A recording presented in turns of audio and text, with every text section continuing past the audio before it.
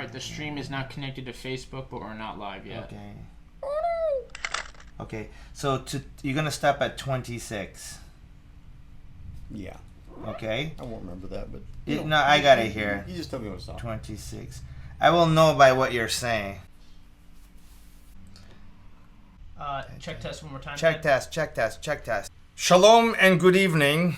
Welcome to the First Congregational Church of Litchfield's live stream. We are happy to be coming live to you this afternoon, as we often do. This evening, I'd like to ask you a question. Does the name John Hutchins mean anything to you? Well, as I look at the long wall of my forerunners, the reverends and pastors who have ministered at the First Congregational Church of Litchfield, wonderful men of the Lord who preached tirelessly, preparing for my arrival, because I am kind of like the last one now. One in particular stands out to me, and that is Reverend John Hutchins. Now, not because of his mustache or the nice suit he's wearing. I don't even really know what he preached about. But one thing I noticed, he holds the record for being the longest pastor leading the First Congregational Church of Litchfield. A record that I intend to break. In fact, I am prepared to lead this congregation until the kingdom comes, which, by the look of things around the world, it might not be all that long anyway. This evening, I am very grateful to be joined by my co-host's dad himself, Mark, who traveled from the land of Florida to bring our sound system to another level. We are welcoming you, sir. Thank you. We are very, very laid back here. There you go. That's Kara's dad. If you're watching this for the first time, I do encourage you to go on the archives. But one of the things that we always like to do is talk a little about the history of Litchfield and sometimes the church. And so Mark is actually going to help us with that. Usually Kara reads a little bit on the history of Litchfield. And so we have a little blurb. Sounds like a frog. I got a big note that says June 14th, 1777. The Second Continental Congress approved the design of the original American flag. 2 Litchfield residents representing Connecticut as part of this esteemed group, Andrew Adams, who's presently living in the West Cemetery, and Oliver Walcott Sr. residing in the East Cemetery. Litchfield should be proud of these two and for the sacrifices they and their families made for the freedoms that we enjoy today. We celebrate and honor them. Bless the Lord. Bless the Lord. That's interesting. One of them is living in the cemetery? It's poetic license. I like it. Only thing is I'm not a poet, so I guess I shouldn't have done that. Sorry. Hey, you invited me. Okay? All right, so here we go. This is what we always like to do. So what was that date again? It was June 14th, 1777. All right, June 14, 1777. I don't know if you can see what I'm doing here, Mark, but I actually have the biblical calendar down at the bottom with all the moon phases and with the numbers of the months. If it's over 24 inches away, you're wasting your time, because I can't see it, but it's okay. I appreciate the effort. I take the Gregorian calendar, and that does move around backward and forwards a little bit, but it gives you a little bit of an idea of where we were in time when these gentlemen were working on this flag. They felt led to do a flag. All right, June 14, was it? Mm-hmm. June 14. So, give or take a few days, maybe somewhere around here. Okay, so there's June 14th. 7 is about somewhere right there. Okay, and is that a roulette wheel? All right. So, okay, go ahead. All right. So June 14, we got a little mark right there, and we move the Gregorian calendar out of the way, and we notice that in the Hebrew calendar, that's about the third month. Oh, I don't know, maybe around the 14th, give or take a few days. Here's what's fascinating. I don't know if you remember last week, I drew a Torah scroll around the entire year. And the Torah scroll is read, a section of the Torah scroll is read all the way around the year. So it's from the last day of Sukkot to the first day of Sukkot, and then you start reading it again. All right, so here's what's fascinating. Around this Torah portion right here, this, just imagine that this is a section of a Torah portion that's being read all over the world around the same time that these two gentlemen were actually led to design a flag for this nation. I believe that one had just 13 colonies or something like that. I don't know how many. I think it was just a circle with like the little circle, 13 little stars, and that was it. They look so lonely. Right. They've added a few stars since then. The part of the Torah portion that's being read all over the world is from Numbers 8 to Numbers 12. And what's fascinating is right in the middle of that is the instruction that the Lord gave to the tribes of Israel. They had to get these silver trumpets, and they were supposed to make different sounds. And according to the sounds they made, the different tribes had to line up to start marching. And what's fascinating is before they had that marching order, they had to design the banners of their tribes. So Judah had a lion and whatnot. So they were literally designing banners, they were designing flags at the same time that these two young men in Litchfield were doing their flag for the nation. I find that pretty fascinating. That's cool. That's beyond cool. Smile. Say something like, "We'll get this eraser." There you go. I got my eraser. This is my deer in the headlights look. This is just before the impact of the car. It was all fun and games when we were seeing the connection of the calendar with the first coming of the Lord, but suddenly, when it comes to end times, it gets a little hairy because everybody starts freaking out. We're all freaking out just because of the pandemic, and I think this is just a test. Scary thought. I don't like it. All right, beautiful. Okay, so I'm going to draw on the calendar here. The Feast of Trumpets happens on the first day of the 7th month, and here's my little trumpet. And then we know that after that, on the 10th day of the 7th month, so probably somewhere over here, I always draw little tears because it's the Day of Atonement. Everybody's crying. Some people are just crying because they're hungry. Because that's when you fast. That's when you fast.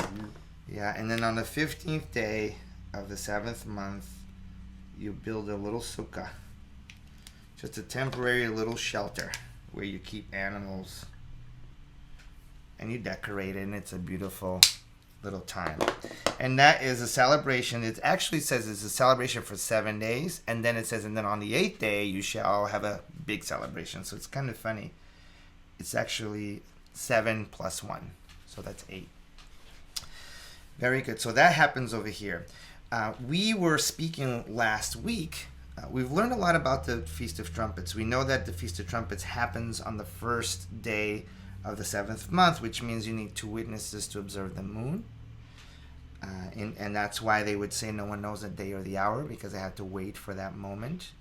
And so when Jesus was saying, no one knows the day or the hour, he was really pointing, letting us know, hint, hint, get ready around the Feast of Trumpets. It's, that's the appearing. So rabbis often do that. They kind of speak allegorically, or they speak in riddles.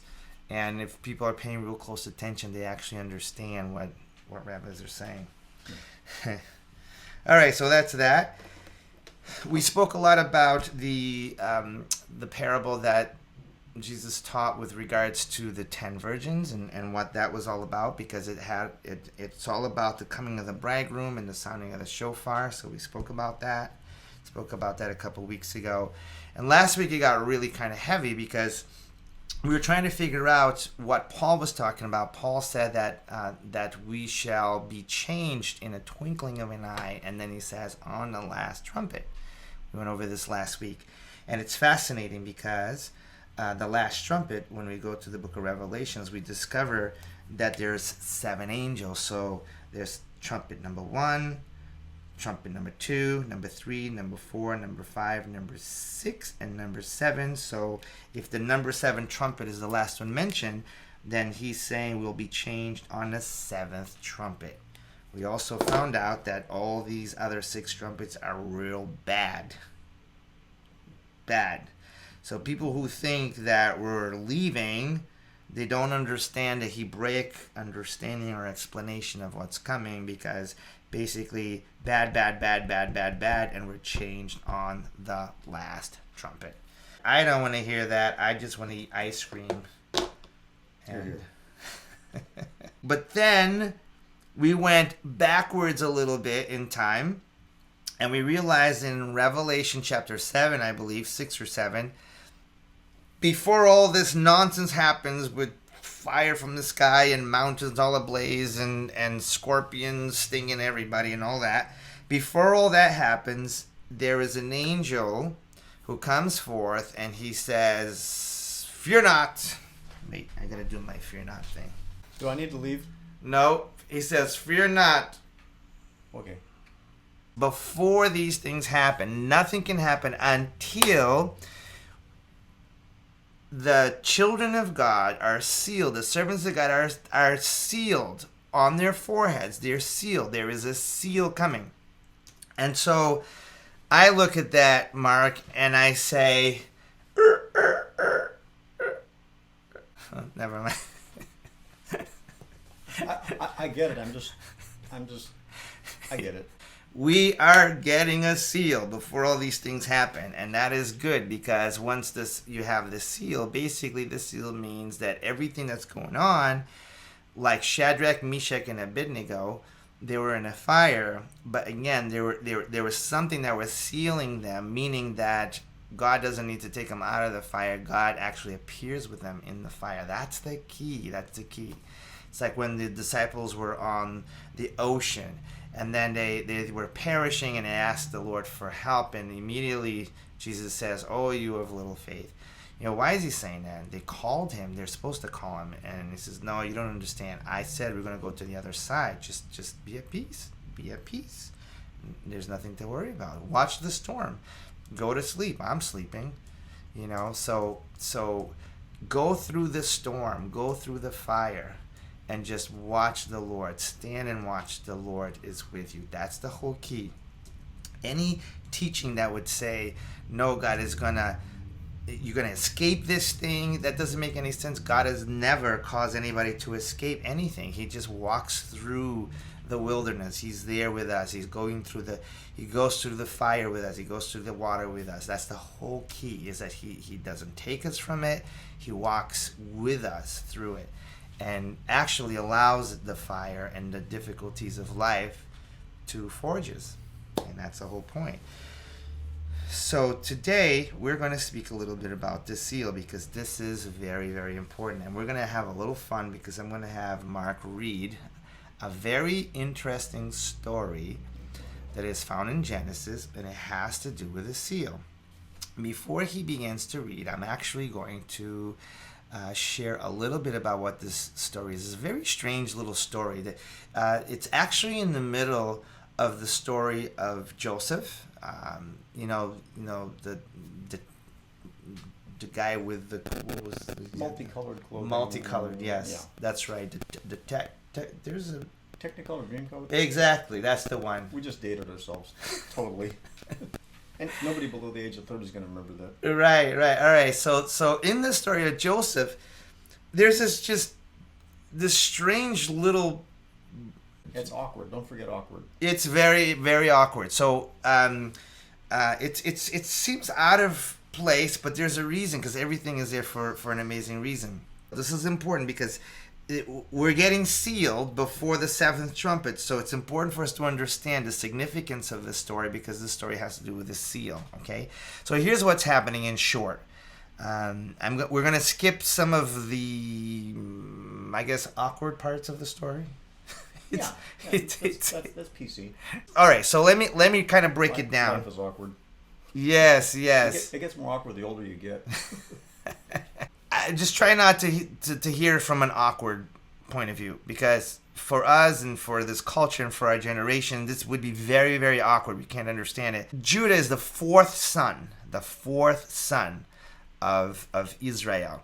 So he has sons. I believe he had 3 sons. You're making fun of me over there. Oh, maybe you could do the numbers for me. You're dyslexic. So Judah, one of the sons of Israel, he has 3 sons. I got it right this time. And there's this girl named Tamar that marries his oldest son. That was actually the tradition. You'd marry the oldest and so on and so forth. So Tamar marries the first son of Judah.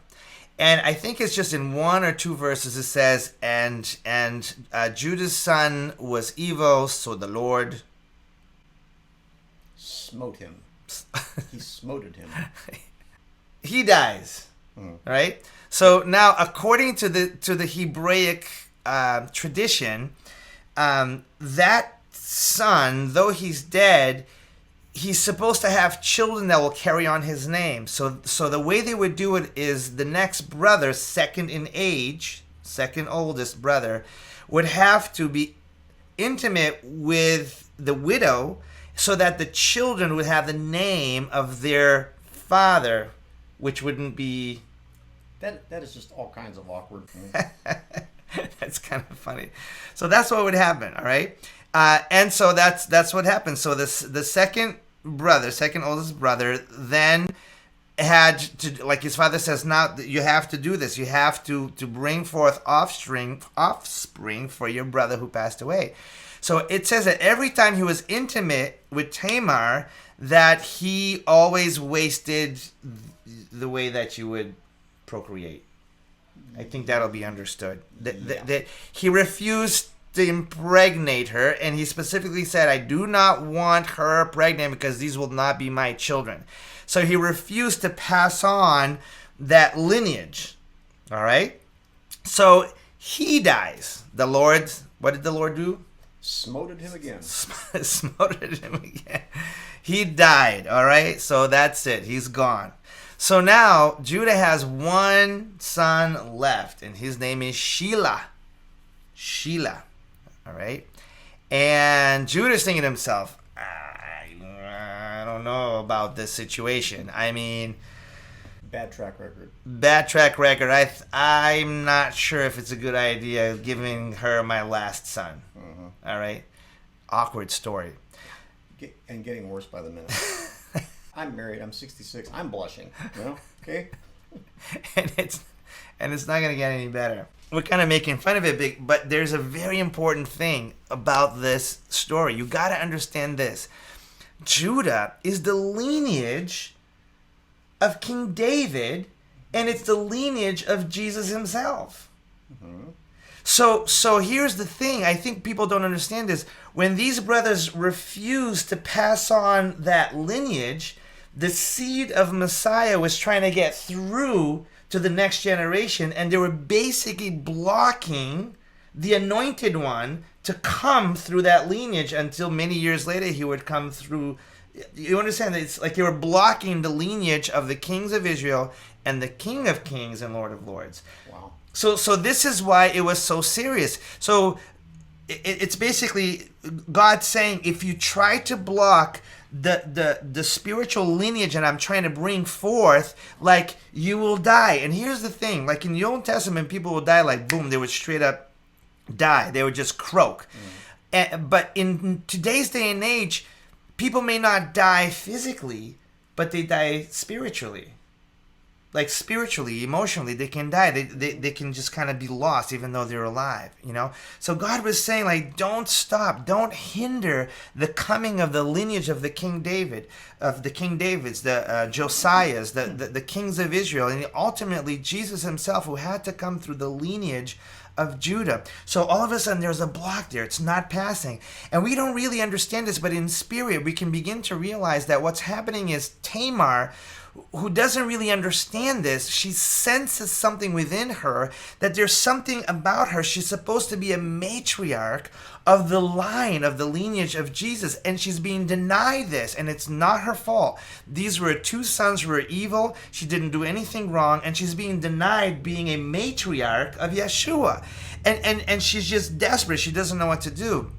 And it says that that Judah said to his daughter-in-law, he says, "Well, you're a widow now, and Sheila is a little kind of too young, to marry. So why don't you put on your widow's garment and go to your father's house, and I'll call you one of these days, So that's what happens. This is where we're going to pick up on the story. So she leaves to another town or another city, and she's sitting there and she's just weeping and weeping and weeping, because I believe something inside of her is longing. There's something. I'm supposed to be a matriarch of something that is great, and I'm being denied this, right? So she's sitting in the town weeping with her robes of widowhood, of mourning.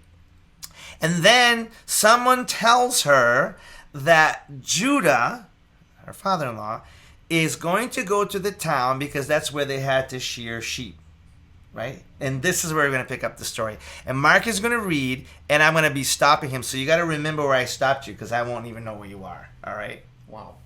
You really expect me to remember that? I think you will. All right. All right, so here we go. Okay. And just for the record, this is so convoluted, it makes modern soap operas look simple. Exactly. These are the days of our lives. I think I lost it on the last left turn, but I'll follow you. Anyway, so she took off her widow's garments, covered herself with a veil, wrapped herself, and sat in an open place which was on the way to Timnah. For she saw that Shelah was grown, and she was not given to him as a wife. Okay, stop for a moment. So she notices that Shelah is old enough to take the role of her first husband, but he's not being given to her. So she takes off her garments of being a widow, and she's sitting in an area usually where prostitutes would sit, dressed as a prostitute. Continue. When Yehuda saw her, he thought she was a harlot because she'd covered her face. Then he turned to her by the way and said, "Please let me come into you," for he did not know that she was his daughter-in-law. This is just weirder and weirder. So she said, "What will you give me that you may come into me?" And he said, "I will send a young goat from the flock." Okay, stop okay. Right there. Note to self. You know what that means? I forgot my wallet. I'm sorry. Because usually you can't stick a goat in a wallet, right? How do you pay for these things? All right, continue. True that. There's people running around here. What's going on? Oh, there's a giant arm. We were at the point where he's going to send her a goat. Okay, a goat. And we're continuing reading. That's my job now? Yes, okay. Yes, you're doing fantastic. Yeah, except, am I reading? I'm reading the right book, yeah? Okay, just making sure. So she said, "Will you give me a pledge till you send it?" Then he said, "What pledge shall I give you?" So she said, "Your signet and cord and your staff that is in your hand." Okay, stop right there. See the word signet? Mm-hmm. The signet? Yep. That's a seal. Ah, okay. The word that, what translation do you have? Is that New Reverse Lander? No, it's the New King James Version. All right. So here's what's happening. He doesn't have anything to pay. He gives her like an IOU. I'll send her a goat, a kid, a little goat. And she says, "Well, how do I know that you're gonna send me a goat? Like what do you have for me to hold on to until I get the goat?" And he's like, he's thinking to himself like, "Honey, I don't care. yeah, just whatever you need, you know. That's the problem, because when you meet with a girl on the side of the road like that, you don't really care. You just want to, you understand what. I'm going back to the we don't understand. I'm going back to the deer in the headlights look here. We don't understand at all, you know. But apparently, she says to Judah, says, "You gotta give me a pledge, something. Give me something." What she's asking for is not payment. She's just saying, "Give me something so that I know that you're gonna give me the goat." It's kind of like when you don't have any money and you leave someone your promissory note, driver's license. Driver's license, exactly. Here's my license. You got to come back for your license. You can't walk away without him. All right. Yeah. So anyway, so she's like, and he says, "What would you like?" And she says, "I'll tell you what. Give me your seal that is on a cord, okay? Which basically it was kind of like a necklace, a cord, and then there was like a seal on the necklace itself." And she also asks for something else. Do you remember what the other thing she asked? She had a seal and a cord and a staff. Yes. So a staff is a representation of authority. Kings have staff. It's very important, very significant. If you can get past the weird part, there's amazing things happening here. So she says, okay, the promise that you're going to give me that little goat, that payment is, I need the cord with the seal, and I need the staff, the authority. Okay, so she wants the seal and the staff. And you know what he did? You can keep reading. What? Technology is great until it does that to you. Okay. Your signet and cord and your staff that is in your hand. Then he gave them to her and went into her, and she conceived by him. So she rose and went away and laid aside her veil and put on the garments of her widowhood. And Yehuda sent the young goat by the hand of his friend, the Adulamite, or Adulamite, to receive his pledge from the woman's hand, but he didn't find her. Okay, stop right there. So Yehuda, or Judah, when it says Yehuda, it's actually a Hebrew name. So Judah, he gives her the thing, he gives her the seal, he gives her the staff, and he says, all right, so, they had to do what they had to do. Then he went away, and one of his friends he was with, he says, take this little goat and go get my stuff back. So his friend goes there to find her. She's not there anymore. See, prostitutes would have been there all day long, because you have one customer after another, but she was gone because she's not really prostituting herself. There's something in her that says, I long to have that lineage of Messiah come through me. I don't know what it is. That there's something that I'm being denied, and I will not be denied. I don't care what it takes. So what ends up happening is his friend shows up, and he basically wants to get the seal and the staff back, but she's gone. So he has to go. He can't pay her. He doesn't know what to do. Now this is a little bit of a problem, because the seal was the thing that you would sign your name. So if you had to buy land or property, a seal it was kind of like the deed. It was very important. It wasn't just something of value. That was the mark that says you're the only human who has the seal to be able to purchase land and do certain things. So the seal was extremely important. She gets the seal, and she gets the staff of authority, and she leaves. She don't need no goat. She's pregnant. She's got the seal, and she's got the staff of authority. Roll. Come on, somebody. God. Then he asked the men of that place, saying, where is the harlot who is openly by the roadside? And they said, there was no harlot in this place. So now you're hearing this. Oh, you young kids don't know what that is. Anyway, it was a Twilight Zone moment, okay? Most of the people sometimes who watch this live stream, they wouldn't be kids to us. We're probably kids to them. I'm not used to being around people that are actually older than myself. I mean, that gives me hope, There is hope. I can do this life thing. And they're tough. I tell you what, they're beautiful. I'm so honored to be in the trenches with them. They're hardcore. Yeah. We had to force some of them to stay home. They're like, when I was your age, I used to go through pandemics up to the waist and had to sell my internal organs just to get there. That's right, and I liked it. So am I still reading? Yes. Okay. And they said there was no harlot in this place. So he returned to Yehuda and said, I cannot find her. Also, the men of the place said there was no harlot in this place. Then Yehuda said, let her take them for herself, lest we be shamed, for I sent this young goat, and you have not found her. And it came to pass about 3 months after that Yehuda was told, saying, Tamar, your daughter-in-law, has played the harlot. Furthermore, she is with child by harlotry. Okay, stop right there. Yeah, good place to stop. So here we go. So 3 months after this event, somebody notices that Tamar is getting biggish. Getting a little bigger. She may have eaten a lot, or maybe something else is going on. And immediately they say to the father-in-law, your daughter-in-law she had to have been playing the harlot, because we know she's not with any man right now, because both of her husbands died and she's not with Sheila. And so we think you should know she's been sleeping around, you know. Isn't that, I just love that. The people who like to judge other people, they have no idea what they're talking about. They're just like looking for a reason to judge. They see what's on the surface and they just like to take it and run with it. Stop doing that. All right, listen to the rabbi. All right, continue reading. So Yehuda said, bring her out and let her be burned. Wait a minute.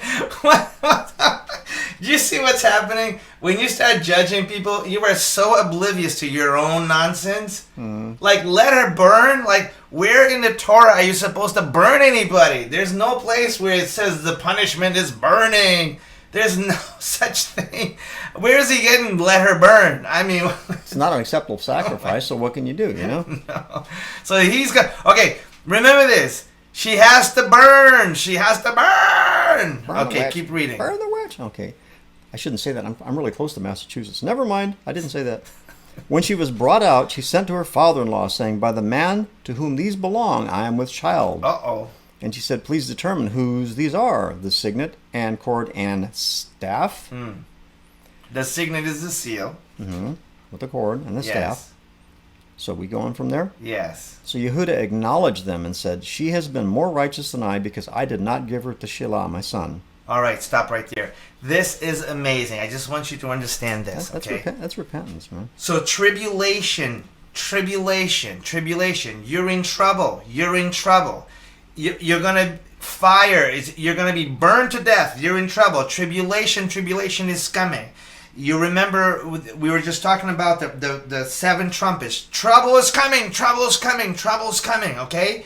And at the moment that she is faced with all hell is coming to you, she says, wait, just a minute. I got seal and staff of authority. Any questions? God is saying, just like this, my children in the end days, you will have a seal and you will have a staff of authority before the calamity comes and it's about to devastate everything. You just stand up and say, I'm sealed, I have my seal, and I have that authority that the Father has given me. It's amazing. And now that you have that, the next thing that Judah says is, she is more righteous than I am. So there it is. You have the seal, you have the authority, and because of that, you are righteous. Just a moment ago, you're going to be burned for being a harlot, but now you have the seal, and you have the authority, and you are righteous. Wow. And you are impregnated with the lineage of Jesus himself. So if these folks got the Twilight Zone reference, they'll understand when I say that was a Perry Mason moment. That was a Perry Mason moment. Boom. Hallelujah. So this, I'm just so excited because I just want you to understand. A lot of times we get so stuck, so focused on negativity. We get so stuck wondering, oh my God, what's going to happen? It's going to be bad. Please, we want to get out of here. We don't want to be over here. And at the end of the day, the Lord is saying, listen, you really don't understand. Before all this takes place, you will be sealed, and I am giving you authority. By the way, there's a place in Revelation says, to those who overcome, I shall give them a rod. I shall give them a rod, and I will also feed them the hidden manna. So a lot of people were afraid of the food and the food and the food. Are you kidding me? Like, God will send hidden manna to feed his people. Just like with Elijah, he sent like raven to give him food. And when the brook dried up, he went to a widow who had one last meal. She made food for him, and her pot never stopped being full of food. So she had enough food to last, throughout eternity. So I think she's still eating.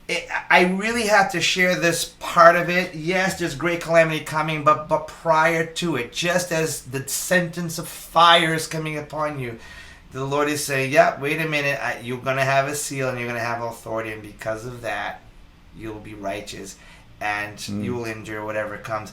That's what I wanted to share this evening, because we have to share that little mystery because of this whole deal with the Feast of Trumpets and all the difficulties that are coming and all the fear that people have connected to it.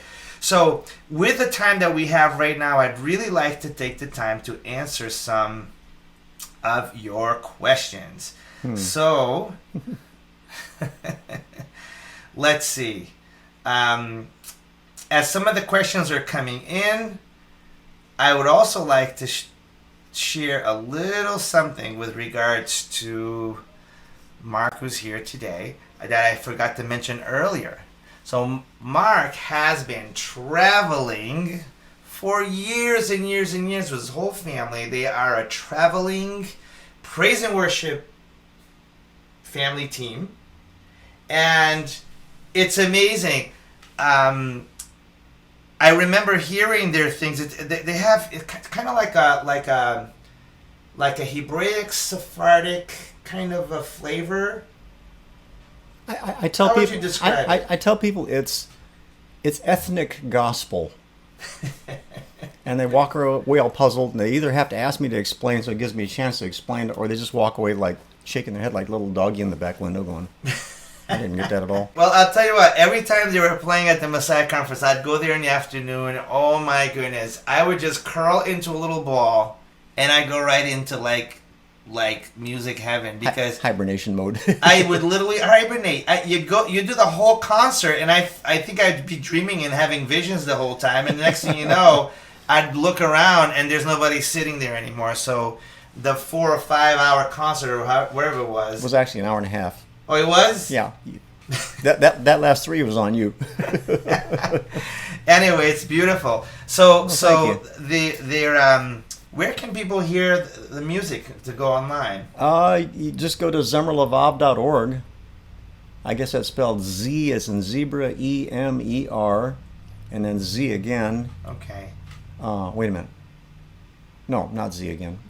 Let me start again. Z as in zebra, E-M-E-R, L as in llama, E-V-A-V. Llamas and zebras are somewhat similar. Llamas are really obnoxious. I don't like them. And that's .org. So it's zemerlavav.org. That's beautiful. Yeah. That's beautiful. Well, thank you. And when you hear it, you can start realizing, the apple doesn't fall far from the tree, because you understand why Kara is so gifted, because she was raised. Well, beyond gifted, what it is with my daughter, she's anointed. That's and true. she learned that anointing, and she learned to walk in it. And I'm so proud of her for that. Next week, we're going to try to wrap up the Feast of Trumpets, because there's still some questions that you might have. Mark, thank you for your assistance with reading very awkward things, but very eloquently. Do I have to leave the state and change my name now? Oh. Were there any questions? I still don't have any. They will. Oh, gee, they just appeared. Look at that. Holy cow, Batman. Oh my goodness, I was about to go off. All right, so looks like we have a question. There we go. Looks like a fireworks display on the screen here. What's up Oh with my that? gosh, all right. Here we go. So we have some questions.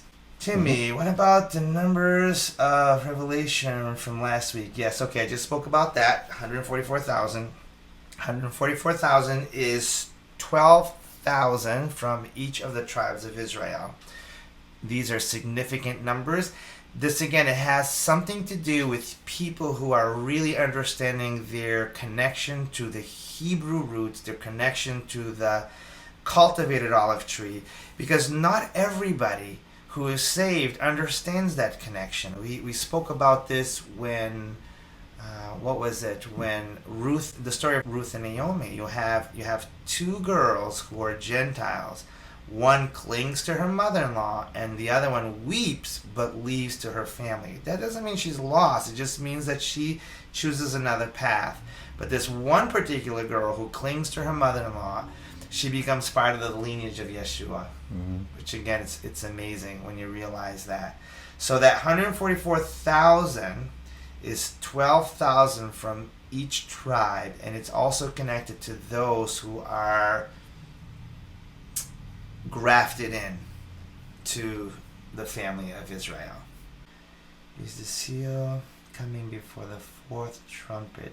Absolutely. The seal actually comes before the first trumpet, way before any of the trumpets, way before the time of tribulation. The seal is coming. By the way, that's another thing that we're going to do next week, is we're going to discuss for us, what is the seal? Exactly what is the seal? Because, okay, so we told you a little story, a very symbolic story about how a seal saved Tamar, the seal and the rod of authority. But what is that for us? What does that mean for us? We'll talk about that next week. Julie, have you seen the videos of what sound like trumpets? Yes, we have. I not only seen it, kind of freaked me out a little bit because I heard it one time. Yes, there's this phenomenon around the world where people hear what sounds like a trumpet blast. You can actually YouTube it, and it's kind of freaking a lot of people out. I was actually in Steinhatchee River on the boat, and I heard it one time, and it was kind of freaky. Wow! Boom, and it was like it didn't feel like it was anything on earth. It just seemed like it was way up there. It was weird. I didn't know if it was like a spiritual thing I was hearing. I have no idea. So yeah, I am familiar with it. I think sometimes the Father has so much mercy that before he allows these things to happen, he gives us waves of warning. I mean, just think about this pandemic that the whole world has been affected by. It's sad. A lot of people have lost their lives. But just think about this. When you do the numbers, the math on how many humans are on Earth and who has died because of it is a very low number. It's not 5%, it's not 10%, it's not 20%. Well, these events are one-third of humanity in the Feast of Trumpets. One-third of humanity taken out by just one event. And so a lot of times these things, it's almost like the Lord saying, this is a little test. This is a little test. Are you ready? Are you ready? We need people to have a passion for the things of the Lord, and we need people to understand that these things are not religion. These things are relationship. So it's amazing. I am happy to be here. You heard me say it today. I intend on breaking that 20-year record. You know what 20 is? 20 is 2 dozen minus 4. You're making me do math? No. That's just wrong.